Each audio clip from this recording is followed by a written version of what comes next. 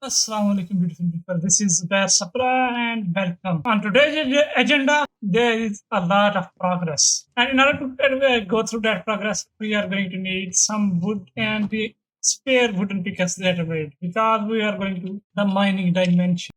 And there are our two needed wooden pickaxe heads in order to create the mining dimension. Tell you more. I guess right here should be perfectly fine.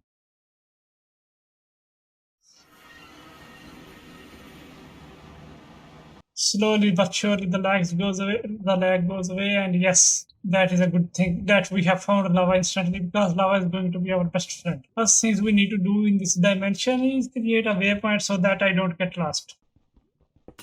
A lot of stone is needed. Currently all I need is some cobblestone because with the help of cobblestone I can make a cobblestone pickaxe from tinkers. There I go with the tool binding and tool handle. A simple cobblestone pickaxe has been created, and with the help of that, we are going to go back in the mining dimension to mine a bunch of different stuff. For example, iron. I have already found diamonds.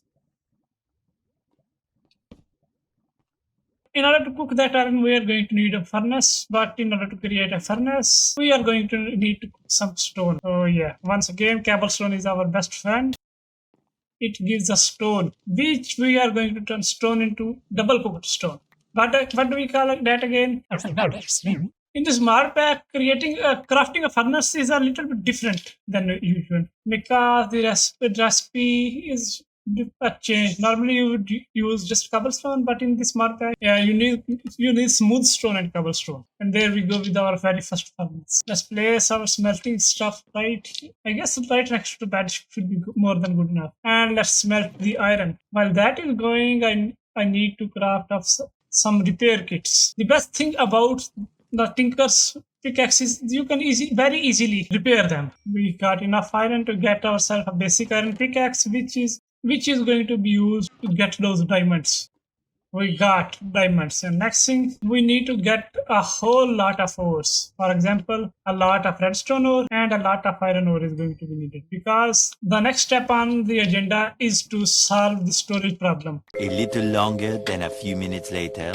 In modern Minecraft, simple double chests are not good enough as a storage solution. And before I forget, diamond tipped stone pickaxe. But before that, let's repair it. This is going to give it a lot more durability, and also this is also going to make it so that it can mine up to obsidian. Iron pickaxe that I just crafted is kind of useless now. All right, so it is time to get ourselves a storage solution, and the storage solution I am going to create is the colossal chest mod. It is very easy to create bulk storage or starting the mod pack. Let's get ourselves a stack of chest walls, a chest core, and a chest controller. And with the help of that, we are going to have a whole lot more storage than before. The question comes how to build a colossal chest. How does colossal chest mod work? It is basically a multi-block which can range from 3x3 all the way up to gigantic enormous storages. And I feel like I'm going to start with a 5x5. I forgot to mention that there is construction wands in this mod pack, which means that building is a whole lot easier and fun, especially the early stage building.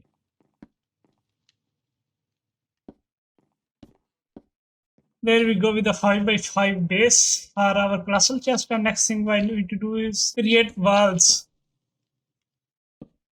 I am basically making a 5x5 cube for the colossal chest. Also, did I mention that the block right here is going to be a little bit different because right here I am going to place my colossal chest interface so that I can later access this through create an access point or a kind of a modernized storage. And right smack dab in the center is going to be my chest core, and the rest of the space is going to be filled with a whole lot more of these colossal chest walls. And with two more walls, I should be able to get myself a storage solution in order to get through early game. And there we go. A whole lot of storage, so much storage that I don't think I will be able to fill it out in the early game. Now the reason I wanted this, I placed this interface right here because is that I can place my Tinker's table to access it through a table, make my crafting life a whole lot easier. Now all I got to do is move my seed builder, seed constructor, and constructor next to my living island, and I should be set up for a little while. Now next step on the agenda is to go up mining a little bit to get a little bit more resources because I am kind of resource limited for now. All right, I have gone ahead and done some mining, and now I need to go ahead and get some early game sources started. For example, water. And in order to get some water, what we need is an oak crucible. What do we do with the oak crucible is that we craft ourselves an oak sapling.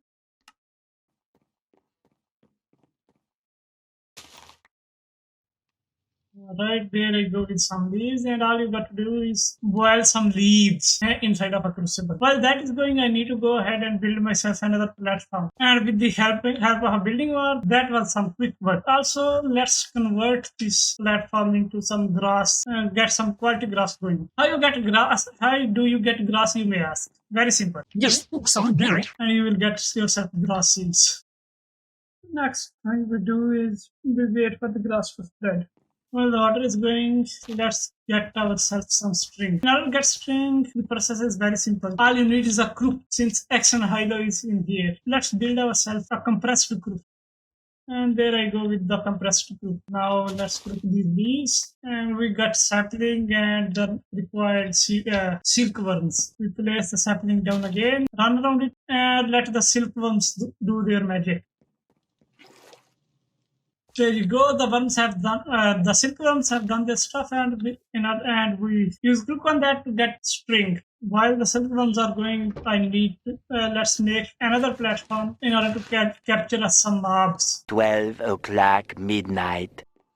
And just like that, another platform has been constructed. Before capturing mobs, I need to get myself an infinite water source. I guess this platform should be okay. Make an infinite water source, right? There I go with the infinite water source. Next thing, with the help of fences, I am going to do the thing I love the most: fence the platforms in, so that I don't randomly fall off. Yeah, this looks a lot better now.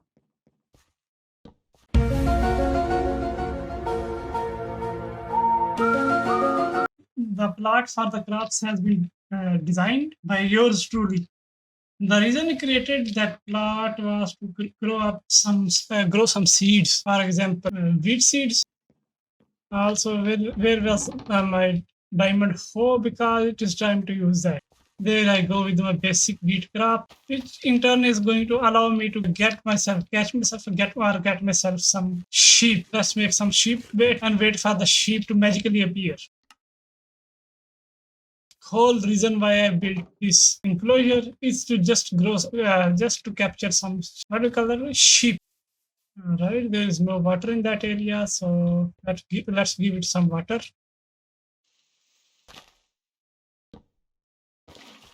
Now it is time to watch as some sheep grow. And there we go with the sheep.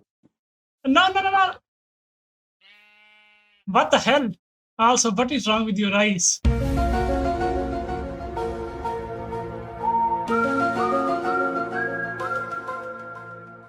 Alright, I need to visit the mining dimension once more before I close this episode, and the purpose for this visit is to just get myself a lot of obsidian. The obsidian is going to be a very powerful resource, and since we have ultimine, all I got to do is hold ultimine key and get a whole lot of obsidian. Since I am here, let's just get those diamonds as well, because who says no to diamonds? And that was only one. Let's head back home and empty our inventory. This is going to be it for today's video. I hope you liked it, and I will see you in the next one. Bye bye.